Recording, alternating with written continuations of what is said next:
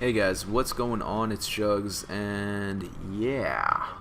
First off, before I start this commentary, I wanted to say a few things. First off, to the people that are saying that my videos aren't reaching their sub box, I'm sorry. I don't know. That's some kind of YouTube problem. The only thing I can suggest to you really is just follow me on Twitter, and you won't miss another video. Links to my Twitter will be in the description. It's just my gamer tag after twitter.com/. And yeah, now I've been playing a lot of Homefront, but I've been playing a shitload of Elder Scrolls Oblivion. But we're gonna be talking about Homefront today. And quick pro tip to any of you Homefront players: I found personally when I'm using assault rifles, it's better to just go fully auto when you're firing at a distance rather than tap firing, just because the initial kick is a lot higher than a sustained recoil. I don't know why, but it's a lot like the LMGs in Battlefield Bad Company 2 if you wanted it to compare it to something, just because it's the same in that regard. It's the initial kick is pretty high, but then it kind of loses the recoil after sustained fire, except it doesn't really lose recoil over time. It kind of just steadies off and it holds constant right away. So that's a little pro tip. Now we're going to be talking about in this commentary whether or not you should buy Homefront, and I'm just going to give you guys a bunch of random tidbits of my experience, and hopefully this gives you guys a good idea of whether or not you should go with it. So like I said, this is going to be a quick Homefront review of the multiplayer only. We're going to be reviewing fundamental aspects of the game. I can't really go in depth with everything just because it's so early in its release and I don't want to judge it unfairly, so we're just going to be talking about the basics of the game. And I'll be giving an honest review of the game, no sympathetic, oh it's only a small time developer bullshit. If they're charging $60 for the game, then I'm gonna review it, just as harshly as I would any other big title. And I'm not gonna be giving it a COD Warn review like a lot of the other people out there are giving it, saying, oh it's a good break from Call of Duty, pretty much they're sympathizing for the game just because they're so sick of the bullshit in Call of Duty, and I'm not going to be doing that. I like all my shooters. I'm going to be keeping that completely out of my mind, even though I'm going to draw it, some comparisons from it. I'm not going to be using any emotions that I draw from that game, though, to affect my judgment on this game. So we're going to talk about the pros first, just to kind of start us off on a light foot. On a light foot. That is retarded. On a good note. Anyways, biggest thing about this game that is awesome: dedicated servers. Fuck yeah. Who loves dedicated servers? Everybody loves dedicated servers. I don't know why they're not as prevalent as they are on consoles, as they are on PC. They should be. Charge me the monthly cost for it if you want, but I think we should always get dedicated servers. But they don't charge in Homefront. I'm not saying that they did. So anyways, no shitty wanted bullets that curve around corners, no lag, no dashboards, no bad bullet registration, so it's good. The concept of the game, the environments that take place because of the concepts is awesome. This whole Korea invading US thing is an interesting and fascinating fiction to entertain, and yeah, it makes for really good gameplay. It makes for a really interesting backdrop for killing the opposite team when you're fighting in fucking Hooters and sniping people on White Castle roof. It's awesome. So now controls. I know a lot of people are concerned about controls. The controls are very good. Obviously they're not Call of Duty tight, but they never hinder what you want to do. You can always move the way that you want to move. Your player will respond to the way that you move your controller. So like I said, it's not as tight as Call of Duty, but you're going to do what you want to do without any hindrance. I'd say it's better than Halo, in my opinion anyways, but not by a mile, but better than Halo. And it does run at 30 frames per second, but it runs smooth, so that's just something to keep in mind. Don't on paper 30 frames per second wouldn't sound like the greatest thing ever, but it runs really smooth. The graphics, not the greatest, but they're good. They're good in my opinion. The reason that they're good is because if you guys remember Black Ops, a lot of people hated the graphics in Black Ops, and personally I believe that it was just because the color correction was so bad. Everything was so gray, everything was so white, everything was so bland, that in contrast to Modern Warfare 2, even though maybe Black Ops had better textures and pixels and stuff like that, or if not, it was really close. People would judge it like it was a lot worse, and that's just simply because of the color correction. And in this game, color correction is awesome. Everything looks like Terminal on Modern Warfare 2, so you'll be happy to see that. As you guys can see on the screen right now, the game looks pretty good. What else here? What else do we have here? 16 versus 16 multiplayer action is always awesome.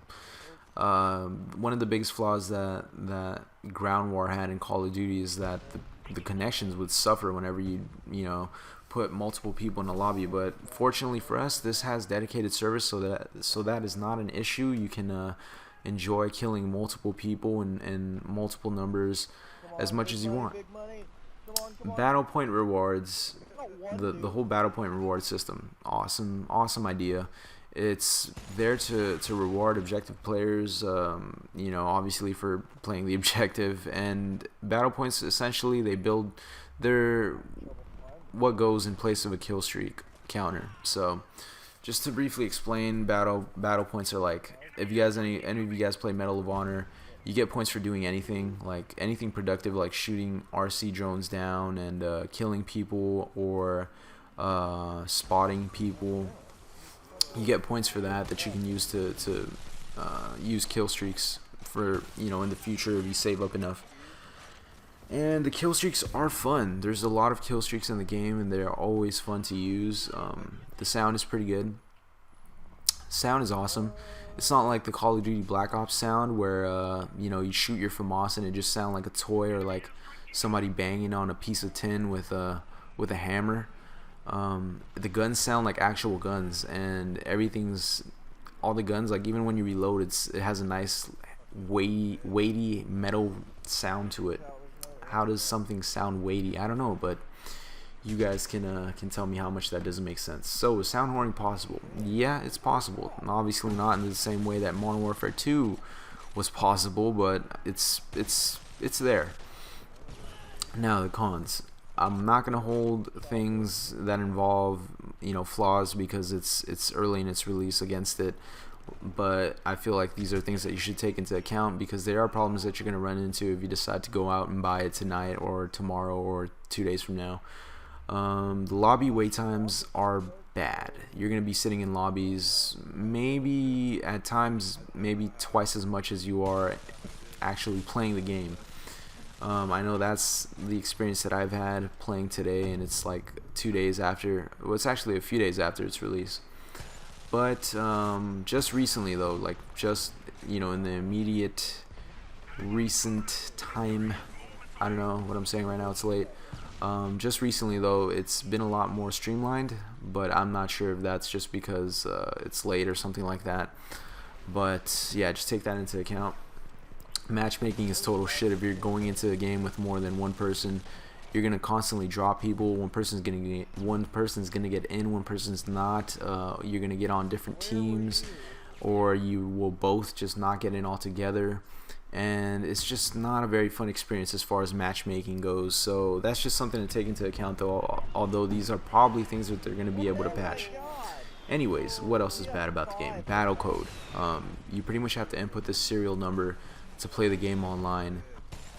And once you input that serial number, you cannot return the game to your local Walmart or GameStop for the full price. I don't think you can return it at Walmart at all.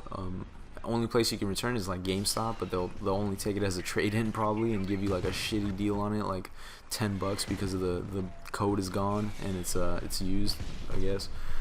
But yeah, it sucks. So you can play the multiplayer though up to level 5 without entering the code. So I suggest you do that and see if you like it or not before you enter the code. So what else do I have here? One button layout. There's only one button layout. There's no right stick drop shotting, only panic knifing, and panic knifing is still the king of close quarters combat. There's even a commando in the game, so that's something to take into account as well. Obviously the maps are a lot larger, so it's not going to play as big as a role as it did in Modern Warfare 2, but it's still a big source of frustration. So now for the big problems, and there are definitely big problems in this game. So if you guys follow me on Twitter, I raged at the game like a few like last night actually. And a lot of people said that, or a few people anyway, said that it's just because I got into a bad lobby, and that's true. But it's not that simple. It's not necessarily that simple. So I only had the game for 1 day or 2 days now, obviously, but I'm obviously not an expert on the game, but I'm 100% sure on what I'm gonna say. What went on in those lobbies were exploits, and not exploits in the sense of straight out hacks, but I mean like exploits like abusing imbalances in the guns and things like that. And it was going on in that lobby like it did in Modern Warfare 2. And I pretty much got a glimpse of the future of this game. So imagine if you popped in Modern Warfare 2 for the very first time, and instead of getting that awesome experience of playing the game correctly for the first time and getting your mind blown, instead you got this experience where everybody was noob tubing and blowing the shit out of you and doing all the exploits in the game that existed immediately after you pop it in. That's what I got, and yeah, it sucked. But I played it today, and obviously it wasn't as bad. It wasn't as bad at all. But the fact remains that there are exploits in this game that are definitely there, and it's only a matter of time before they get widespread. It's gonna spread a lot faster than it took in Modern Warfare 2. I've already seen it last night. So yeah. Now what happened in that lobby?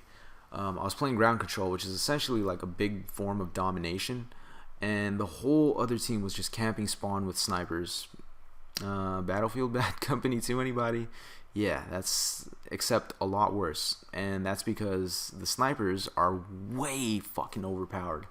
Black Ops, it's pretty much a Black Ops semi-auto M14 with faster center speed, lower recoil, 2-hit kill at any range, 1-hit kill headshot any range, big magazine capacity. It's approximately like 15 shots in a magazine and 40 reserve bullets, and you get a ghillie suit. And that's bullshit. At least Battlefield Bad Company 2 had bullet drop and travel time, and at least it took some skill. In this game, it does not take any skill. You point, you shoot, you kill.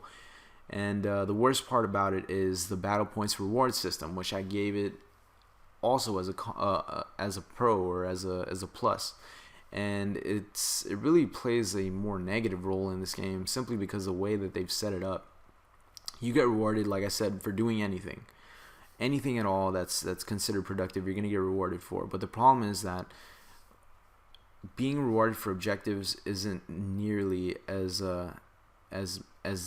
you don't get that much for playing the objective. You get a little bit more than you would if you were to just do random shit. And for example, you get 250 battle points for capping an entire flag for 15 seconds or whatever time it is, and it's a long fucking time.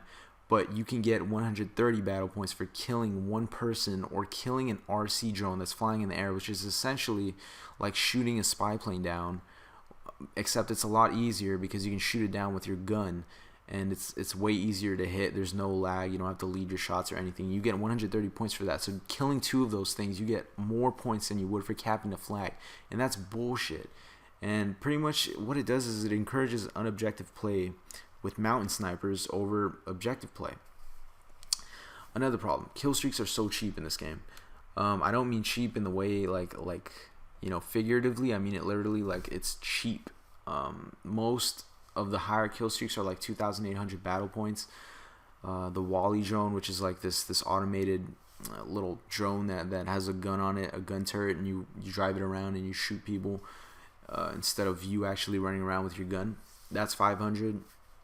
An RC parrot, which spots people from the sky, and it pretty much lights them up, so you could see them through walls with this big diamond that you would see in if you were in a chopper gunner in Black Ops, but your whole team can see them through walls and stuff, and you get points for that, and that's 250 points to buy. And the tanks are like 1,500 points, and by the end of the game, everyone has an equivalent of the gunship and tanks just rolling around, even though they sucked and died over and over. Skies are filled with air support, and it's bullshit. I don't know if it's easy to shoot down. Really, I haven't played it long enough to shoot down 100 air supports, but as of right now, from what I know, it's very hard because you have to free fire and you have to pay battle points for a launcher. And even if it is easy, even if you can lock on, you shouldn't have to fucking play the game, half the game, shooting shit down from the sky. At least in Call of Duty, you wouldn't get it as often, nowhere near as often. But that doesn't matter. The game turns into a giant fucking toy soldier war in the end rather than, actual gun skill. keep in mind these aren't issues that are widespread as of yet, but I believe that to be what's gonna happen in a few days time, or maybe in a few weeks. I think it's just gonna be wide fucking spread, and it's gonna be retarded. The exploits are definitely there to be used. Modern Warfare 2 didn't have the issues till later. Homefront exploits will not be hidden nearly as long. I'm already seeing it sometimes. So should you buy this game, if you have a lot of money and a lot of time, then yes, go check this game out. This game will be, that entertainment between the next big titles. But if you're like me, you're not the richest guy, and you do plan on buying Battlefield 3, the answer is a big no. Do not buy this game. Battlefield 3 will shit all over this game. It is going to be the biggest waste of $60 you'll ever spend, and make no mistake about it. A lot of people will say, don't compare it to this, don't compare it to that, but the fact of the matter is, it is essentially a spin-off of games like Battlefield Bad Company 2, given a little bit of a Call of Duty feel to it. And when you have something that is subpar of that quality in that genre, when that next genre comes out for the same fucking price, that's the actual original thing that is so much fucking better in terms of quality and polish and balance and game design, you're not going to play that old game anymore. Also, something to remember is that THQ code that you have to input that makes the value of the game just drop considerably. So yeah, those are things to keep in mind.